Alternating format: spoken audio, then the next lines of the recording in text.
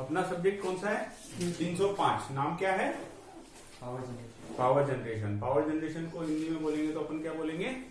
Power मतलब शक्ति उत्पादन। अब इसमें हम क्या करेंगे, जैसा कि नाम से स्पष्ट है कि केवल और केवल शक्ति का उत्पादन हमें देखना है, कहां कहां कैसे कैसे होगा। ठीक है, तो इसके अंदर जितनी भी यूनिटें हैं ना, वो यूनिटें हमको उन पावर प्लांट का इंट्रोडक्शन बताती है जिनमें पावर जनरेशन होता है। कौन कौन से पावर प्लांट होते हैं?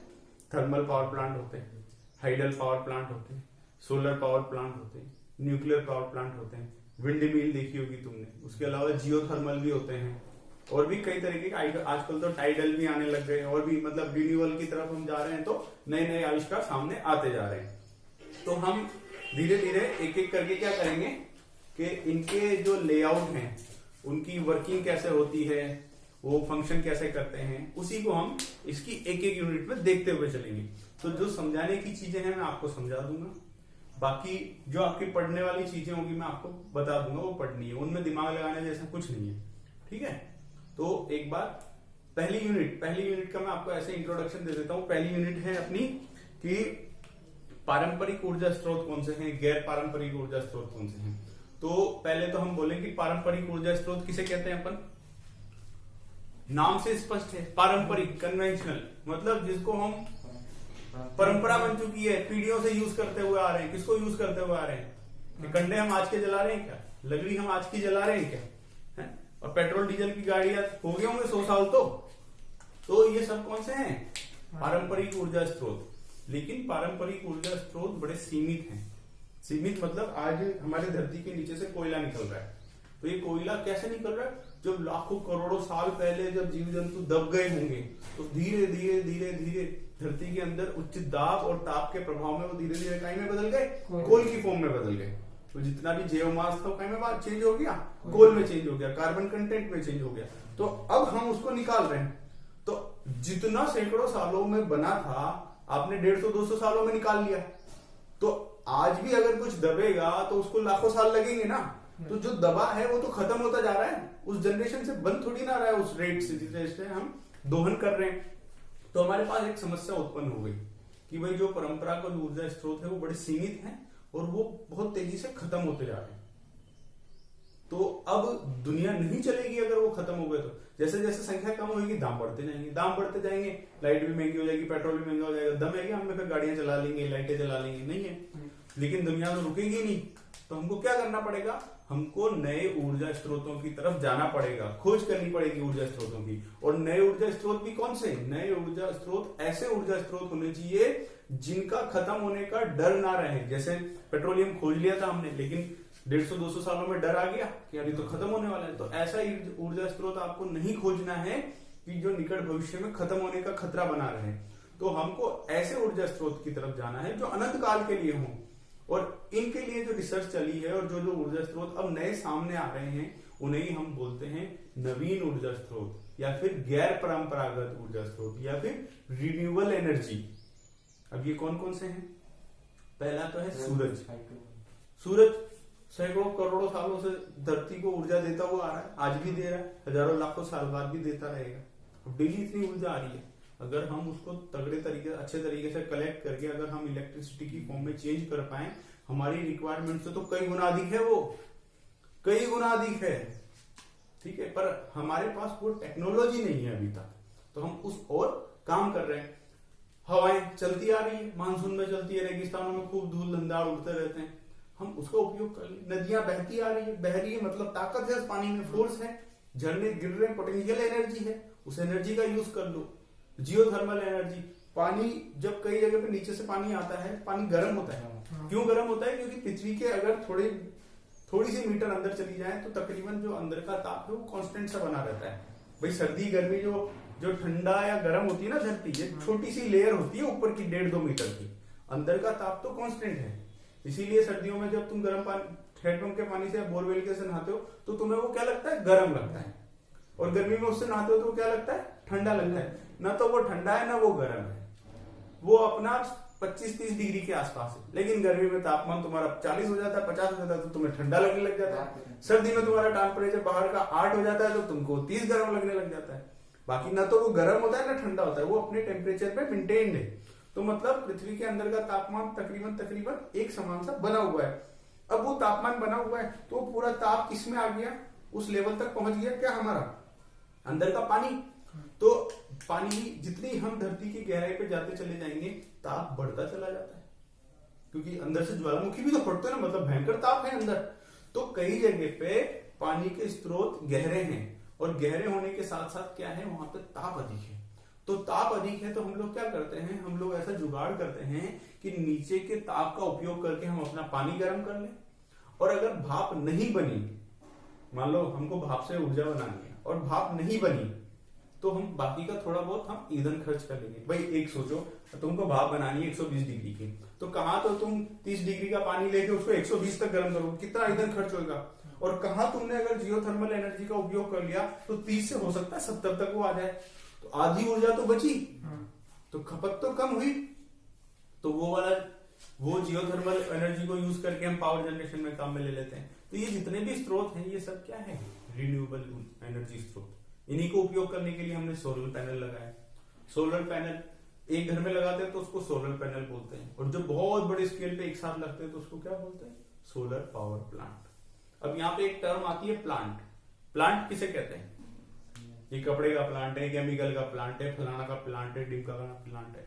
प्लांट मतलब होता है एक औद्योगिक इकाई जो उत्पादन तो कर रहा हो किसी चीज का, लेकिन औद्योगिक स्तर पर कर रहा हो। जैसे कोई महिला है, वो घर पे कपड़ा बना रही है, क्या उसको मैं टेक्सटाइल प्लांट बोल दूंगा क्या उसके घर को, नहीं बोल सकता ना, क्योंकि वो अकेली है, वो औद्योगिक स्तर पर नहीं कर रही। लेकिन कपड़ा अगर बहुत सारे लोग मिलकर बना रहे हैं एक पर्टिकुलर जगह पर मशीन लगा के, वो क्या हो गया, टेक्सटाइल प्लांट हो गया। तो जब किसी चीज का उत्पादन औद्योगिक स्तर पर होता है तो वो चीज क्या हो जाती है, प्लांट। इसीलिए मैंने कहा कि घर पे एक या दो पैनल लगे हुए हैं वो सोलर प्लांट नहीं है। जो खूब सारे पैनल लगे हुए बहुत बड़ी जगह पर बहुत बड़ी ऊर्जा का उत्पादन कर रहे हैं तो वो औद्योगिक स्तर पर हो गया, तो वो सोलर पावर प्लांट है। तो नाम पावर प्लांट क्या होगा, ऐसा औद्योगिक इकाई जो ऊर्जा का उत्पादन करे औद्योगिक स्तर पर। समझ में आ गया ना, सोलर पैनल को सोलर पावर प्लांट नहीं बोलेंगे अपन। वो तो आजकल सब रोड लाइट पे भी लग रहे हैं, तो हर जगह सोलर पावर प्लांट लगाए क्या, वो पावर प्लांट नहीं है, वो पैनल है, छोटे स्तर पर है। ठीक है, तो पहली यूनिट पढ़ लोगे ना, देखो क्या क्या टॉपिक है इसमें। ठीक है, कि पारंपरिक ऊर्जा स्रोत के विभिन्न प्रकार बता दो, कौन कौन से हैं, कौन कौन से नहीं है। भारत में पारंपरिक ऊर्जा स्रोतों का भविष्य क्या है, संकट में, पूरी दुनिया में संकट में है, कम तो हो ही रहे, कहीं पे ज्यादा तेजी से, कहीं पे कम। तो इसमें अधिकतर पढ़ने के हैं, ज्यादा समझने के नहीं है। तो पहली यूनिट एक बार पढ़ लेना।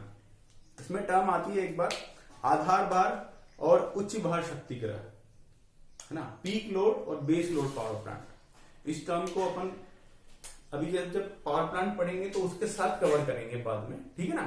तो पहली यूनिट तो काफी हद तक थ्योरेटिकल है, जो तुम पढ़ोगे और खत्म हो जाएगी। ठीक है, अब आते हैं हम अगली यूनिट। अब जो भी यूनिट आएंगी ना वो अपने आप में एक सेपरेट पावर प्लांट है। जैसे यूनिट 2 है मेरी थर्मल पावर प्लांट, तो उसमें पूरा का पूरा यूनिट बता रही है, पूरा का पूरा हमको क्या पढ़ना है, थर्मल पावर प्लांट पढ़ना है। उसके बाद है हाइडल पावर प्लांट, तो पूरा का पूरा हाइडल पावर प्लांट पढ़ना है। अब देखो मैं सीधी सी बात बता दूं, पावर जनरेशन करना है तो पावर जनरेशन के लिए क्या करना है, हमको एक डायनेमो है उसको घुमाना है। ठीक है, क्या होता है डायनेमो, कुछ नहीं, चुंबक के बीच में एक ऐसी पत्ती होगी, उसको घुमाना है। अब चुंबकीय क्षेत्र में जब भी कोई चुंबकीय वस्तु गमन करती है या फिर चलती है तो चुंबक क्या होता है, उसका विरोध करता है, वो घूमने नहीं देता।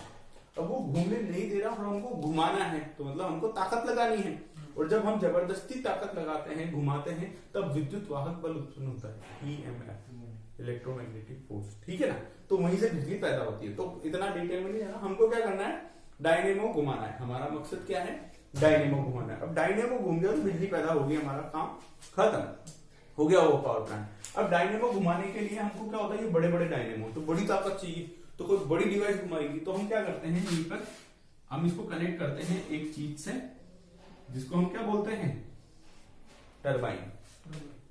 टरबाइन।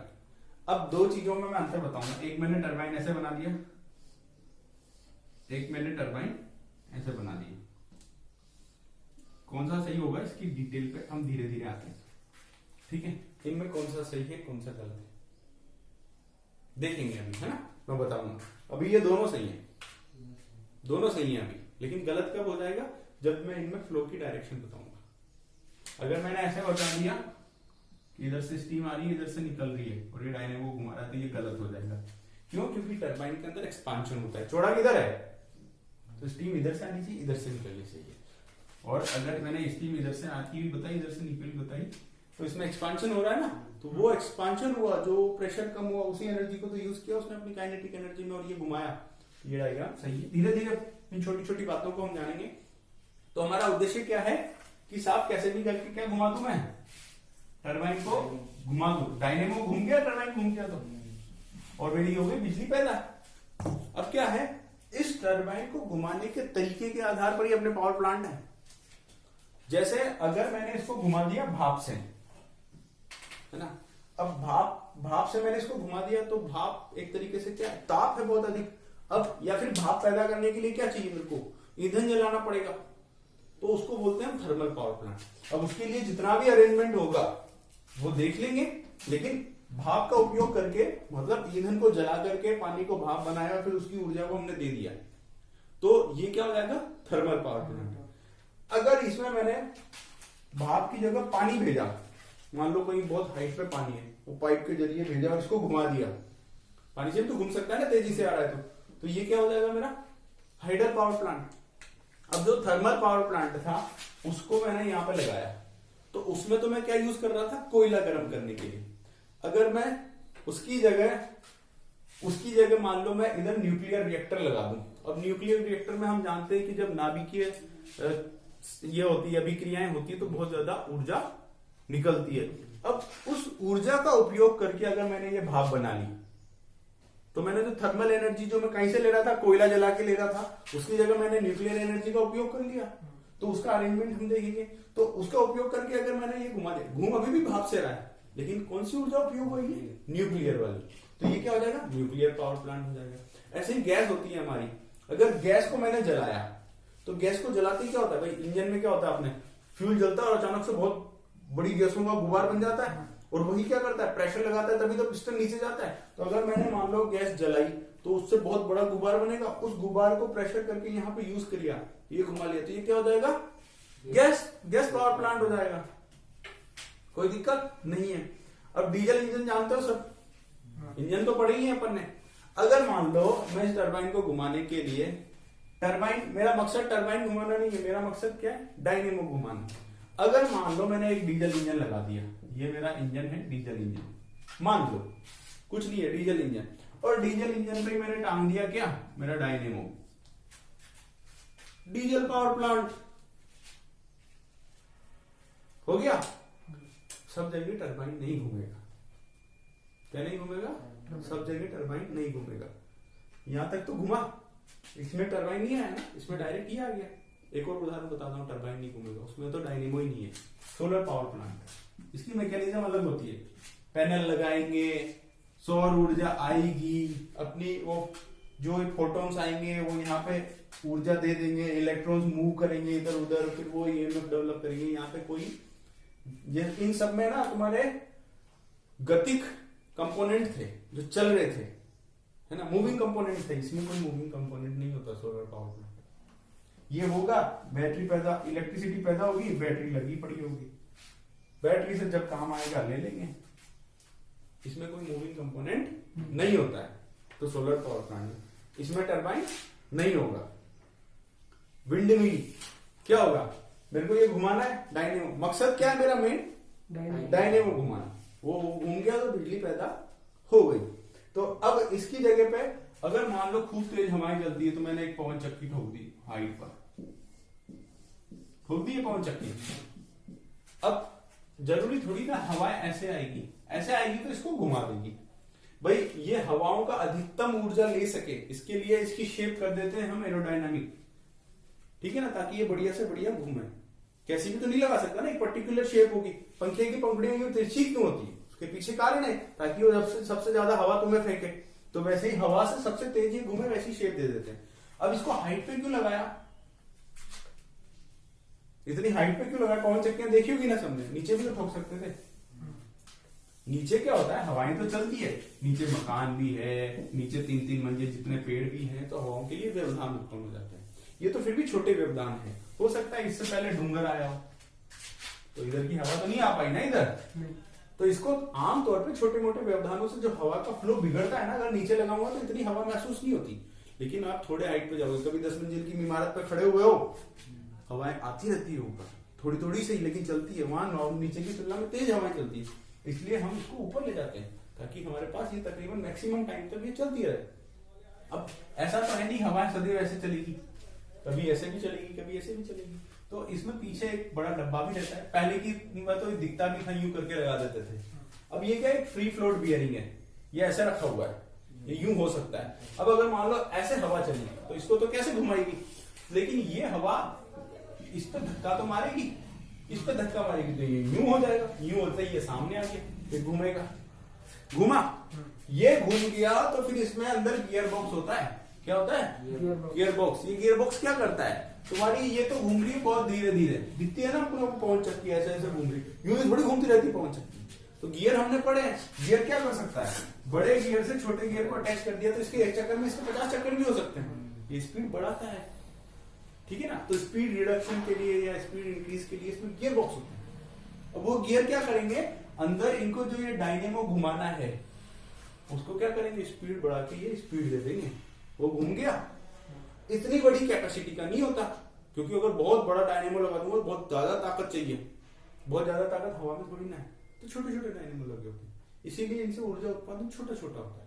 इसीलिए कहीं भी विंड पावर प्लांट बनाना होता है तो एक साथ तुम्हें सैकड़ों पवन चक्कियां दिखेगी, ठीक है ना, तो वो विंड पावर प्लांट कह पाएंगे। लेकिन आमतौर पे ये लोकलाइज डिमांड को पूरी करता है, एक जगह लगा दिया 2-4 घर की जरूरतें पूरी होंगी, क्योंकि उतनी छोटी है, ठीक है।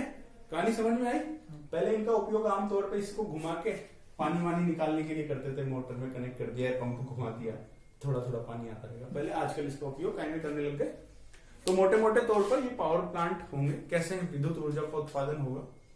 तो एक तरीके से मोटा मोटा ओवरव्यू हम ले चुके हैं पूरी की पूरी किताब का। अब इसके अतिरिक्त 2-4 क्वेश्चन हमारे और आएंगे, ठीक है ना। अब 2-4 क्वेश्चन कौन से आएंगे और बताऊं, जैसे कि जब हम पावर प्लांट पढ़ेंगे तो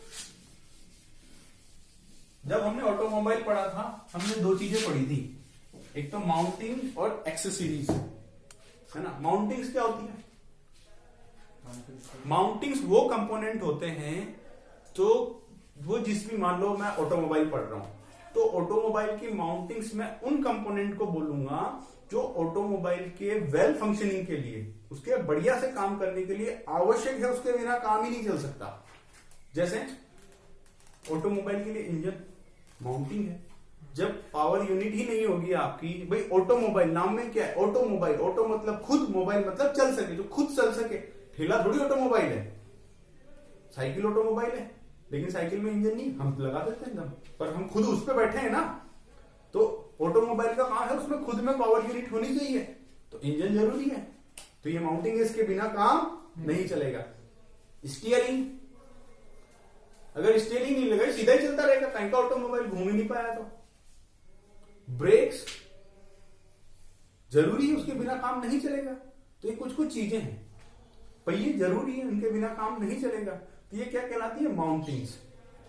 और होती है एक्सेसरीज। अब एक्सेसरीज किसको बोलते हैं कि एक्सेसरीज आवश्यक तो नहीं है, लेकिन इनके लगाने से 4 चांद लग जाते हैं। हो सकता है उसकी जो रनिंग है वो बहुत स्मूथ हो जाए या फिर वो लग्जरियस हो जाए। जैसे कि ब्रेक क्या है, माउंटिंग है, लेकिन हाइड्रोलिक ब्रेक, काम ब्रेक का हो रहा है लेकिन हाइड्रोलिक से आदमी को जोर कम आता है। तो हाइड्रोलिक होना माउंटिंग नहीं है, वो एक्सेसरीज का पार्ट हो सकता है, लेकिन ब्रेक तो माउंटिंग है। ऐसे हाइड्रोलिक स्टीयरिंग कर लो, ठीक है ना। सस्पेंशन, क्या अगर शोकर नहीं होंगे तो गाड़ी चल नहीं सकती क्या, जुगाड़ नहीं देखे क्या तुमने गांव में चलते जो, क्या वो ऑटोमोबाइल नहीं है क्या। तो एक तरीके से सस्पेंशन में माउंटिंग का पार्ट नहीं है। अब एसी, क्या कार में एसी होना जरूरी है, म्यूजिक सिस्टम होना जरूरी है, गद्दीदार सीटें होना जरूरी है। तो ये सब चीजें क्या है, एक्सेसरीज है। ऐसे ही जब हम इंजन के पावर प्लांट, ये कोई पावर प्लांटों का लेआउट पढ़ेंगे तो इसमें भी माउंटिंग्स और एक्सेसरीज आएगी। तो माउंटिंग्स किसे कहेंगे, वो जो पावर प्लांट के लिए फंक्शनिंग के लिए आवश्यक है, उसके बिना काम चल ही नहीं सकता, उसके मेन कंपोनेंट आ जाएंगे। जैसे मैं थर्मल पावर प्लांट की बात करूं तो सबसे पहले मेरा बॉयलर आ जाएगा, बॉयलर होगा उसी में तो पानी गर्म होगा, उसी में पानी गर्म होगा तो ये तो भाप बनेगी, फिर बॉयलर के बाद वो कहाँ जाएगी, टरबाइन में, फिर टरबाइन में एक्सपेंशन हो जाएगा, तो दूसरी माउंटिंग क्या होगी मेरी, टरबाइन, फिर वो कहाँ जाएगी, अपनी एनर्जी रिलीज करने के लिए कंडेंसर में जाएगी, कंडेंसर माउंटिंग है, फिर क्या आ जाएगा, पंप जो वापस उसको कहीं में भेजेगा, बॉयलर में, इनके बिना काम नहीं चलेगा, तो ये माउंटिंग है।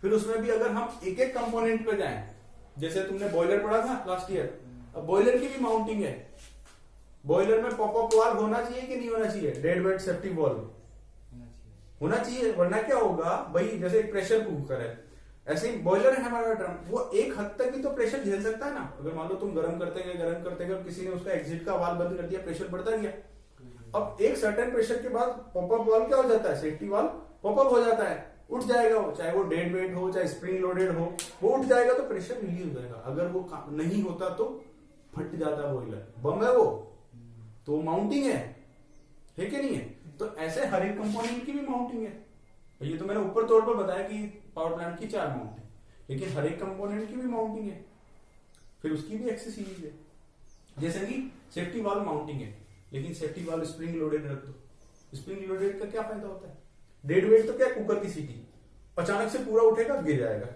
और स्प्रिंग लोडेड क्या है, उसको स्प्रिंग से तुमने कस के छोड़ दिया, थोड़ा बड़ा तो हल्की स्प्रिंग को खींचने के लिए कमजोर लगता है, ज्यादा खींचने के लिए ज्यादा जोर, हल्का सा रिलीज कर देगा, ज्यादा रिलीज कर देगा, वो आने ही नहीं देगा उस हद तक, थोड़ा थोड़ा रिलीज करता रहेगा, ठीक है। तो थर्मल पावर प्लांट की माउंटिंग होगी, एक्सेस सीरीज होगी, हर पावर प्लांट की माउंटिंग पर एक्सेस सीरीज हो जाएगी, तो ये वाले क्वेश्चन आएंगे इनमें अपने, इसके अतिरिक्त और कौन से क्वेश्चन आएंगे अपने, फिर ये क्वेश्चन आएंगे अपने जब हम इन पावर प्लांटों को पढ़ेंगे, तो फाइनल एग्जाम में किसी भी पावर प्लांट की किसी से भी तुलना आ सकती है कि भाई हाइडल पावर प्लांट और थर्मल पावर प्लांट में अंतर बताओ या इनकी तुलना करो, nuclear power plant thermal power plant की तुलना करो, तो जब ये लेआउट पढ़ लेंगे तो बहुत आसान है, तुलना कर सकते हो, काफी ज्यादा तुलना है तो तुम बिना नाम की मतलब बिना पढ़े भी कर सकते हो, जैसे कि उदाहरण के लिए मैं बोल दूं, उस दिन मैंने बताया था कि प्रश्न आ गया हाइडल में और थर्मल पावर प्लांट में तुलना करो, तो मोटा मोटा पता है ना, थर्मल पावर प्लांट में ऊर्जा का उत्पादन कहां से होता है, ईंधन जलाकर, और हाइडल पावर प्लांट में कहां से होता है, वाटर से। पोल्यूशन किस में होगा, थर्मल में ताप जलेगा तो CO2 होगी, इसमें पोल्यूशन होता है, इसमें पोल्यूशन नहीं होता है, ठीक है। कौन सी ऊर्जा का उत्पादन हमको महंगा पड़ता है, अगर रनिंग कॉस्ट देखें तो हम थर्मल, इसमें रेगुलर कोयला जलाना पड़ रहा है, इसमें कुछ पैसा लग रहा है क्या तुम्हारा, अगर एक बार बन गया तो रनिंग कॉस्ट कुछ भी नहीं है ना, फोकट का पानी है, तो इसमें रनिंग कॉस्ट सस्ती है, ठीक है। और कौन सा पावर प्लांट हर जगह लगा सकते हैं, थर्मल लगा सकते हैं, तकरीबन जहां तुम कोयला पहुंचा दो लगा दो, ये लगा सकते हो क्या हाइडल, उसके लिए पानी स्टोरेज होना चाहिए, वहां पानी का जुगाड़ होना चाहिए, वहां पे हो गए 4। ऐसे किसी का भी बता सकते हो, न्यूक्लियर का आ जाए तो इसमें न्यूक्लियर और एनर्जी उपयोग होती है, ये खतरनाक वाला है, न्यूक्लियर वेस्ट भी बहुत खतरनाक है, इसमें रेडियोधर्मी पदार्थ होते हैं, विकिरणें का उत्पादन, इसके लिए अधिक टेक्नोलॉजी चाहिए, ठीक है ना, ये कहीं पे भी नहीं लगा सकते, शहर से बहुत दूर लगाना पड़ता है, क्योंकि थोड़ी थोड़ी दूर तक तो डर रहता है कि रेडियोधर्मी पदार्थ अगर उत्सर्जन कर रहे होंगे तो शरीर पर बहुत बुरा प्रभाव पड़ता है, इसके लिए ऐसा कुछ नहीं, तो तुलनाएं तो किसी की भी किसी से हो सकती है। अब इसके अलावा कुछ तुलनाएं खुद में आ जाएगी, जैसे जब हाइडल पावर प्लांट पढ़ेंगे तो उसमें 2 पावर प्लांट आएंगे, लो हेड हाई हेड, तो उनमें तुलना आ जाएगी, पढ़ेंगे जब, अभी टेंशन नहीं लेनी। लो हेड क्या होगा, जिसमें पानी का हेड कम है वो लो हेड पावर प्लांट है, जिसमें पानी का हेड ज्यादा है वो हाई हेड पावर प्लांट है, उनकी तुलनाएं कर देंगे। एक तो यही हो गया अंतर, दूसरा कौन सा टरबाइन यूज होता है, तीसरा उसके जो कंपोनेंट है उनमें क्या अंतर होता है, पेन स्टॉक मोटा होता है, छोटा होता है, लंबा होता है, पतला होता है, ये कर लेंगे, इसमें काम खत्म। कौन दूरी तक हो सकता है, रिजर्वर से किसको पास रखना है, तो ये वाले क्वेश्चन आएंगे। अब इनके अतिरिक्त एक कॉमन क्वेश्चन है सबके लिए, साइट सिलेक्शन। भाई आपको कहीं पावर प्लांट बनाना है तो आप साइट का सिलेक्शन कैसे करेंगे, जैसे आपको बांसवाड़ा में मैंने बोल दिया कि आपको थर्मल पावर प्लांट बनाना है, या मैंने बोला आपकी कोई कंपनी है, आप राजस्थान में है, मुझे थर्मल पावर प्लांट लगाना है, तो आप साइट का सिलेक्शन कैसे करेंगे, ऐसे थोड़ी मुंह उठा के यहाँ पे लगा दो वहां पे लगा दो, तो साइट सिलेक्शन के लिए कुछ आधार होते हैं, वो हमें देखने होते हैं। जैसे कि साइट सिलेक्शन के लिए पहले तो ये पावर प्लांट वगैरह सब है तो उद्योगिक, तो उद्योग है तो ये थोड़ा सा शहर से दूर होने चाहिए। उसके 2-3 फायदे हैं कि अगर कुछ गड़बड़ हो गई तो कुछ डैमेज हो गया तो आबादी से दूर होगा, प्लस जब शहर से दूर होगा तो जमीन थोड़ी सस्ती होगी, बहुत बड़ी जमीन चाहिए होती है ना इसके लिए, तो लैंड तुम्हें सस्ती मिल जाए। अब दूसरा क्या, साइट सिलेक्शन में जो आप लैंड ले रहे हो वो भी ऐसी लैंड चूज करो जो किसी और पर्पस के काम नहीं आ सके। मान लो आप शहर से दूर चले गए, एक तो कृषि भूमि है, एक पे वन है और एक ऐसे बर्बाद पड़ी है, कौन सी पे पावर प्लांट बनाना चाहिए? बर्बाद पे बनाना चाहिए ना, वहां जंगल काटने पड़ेंगे, वहां कृषि भूमि कम हो जाएगी, तो फिर वो अनाज की कमी आएगी या कहीं और खेती करेंगे तो जंगल काटेंगे वो। तो साइट सिलेक्शन के लिए वो भूमि किसी और के लिए काम में ना आए, वैसी भूमि का चयन करो। उसके अतिरिक्त वहां पर आपका ट्रांसपोर्ट का सुविधा उपलब्ध हो, रेल कनेक्टिविटी हो, रोड कनेक्टिविटी हो। उसके अलावा जो पावर जनरेशन हुई है, अब ये पावर जनरेशन तो हो गया, लेकिन इस पावर को आपको कहां तक पहुंचाना है? अंतिम उपभोक्ता तक पहुंचाना है। मतलब जो आपका लोड है वहां से इसकी दूरी बहुत ज्यादा नहीं होनी चाहिए। क्यों? क्योंकि जब हम पावर का फिर बाद में ट्रांसमिशन करते हैं, पावर को आगे भेजते हैं, तो लॉसेस होते हैं बीच में। जितने ज्यादा दूर उतने ही लॉसेस ज्यादा। तो यहां बनाई और पावर खपत हो जाए तो बहुत दूर भी नहीं होना चाहिए, थोड़ा दूर हो, बहुत ज्यादा दूर भी ना हो। तो साइट सिलेक्शन के कुछ बिंदु हैं, ये थ्योरेटिकल है, पढ़ लोगे तुम, पढ़ लोगे ना? तो ये आज क्या था हमारा जो 305 सब्जेक्ट था उसका ओवरव्यू था। अब अगली क्लास से हम एक एक पावर प्लांट को लेंगे और उनका लेआउट पढ़ना शुरू करेंगे। मुख्य मुख्य समझ गए ना? अगर तुम खुद भी पढ़ना शुरू करोगे ना तुम्हें समझ में आ जाएगा। बस क्या घुमाना है? डायनेमो घुमाना है कैसे भी करके। अब अधिकतर में तो डायनेमो टरबाइन से घूम जाएगा। ठीक है, तो समाप्त करें। ठीक है, जय हिंद, जय भारत।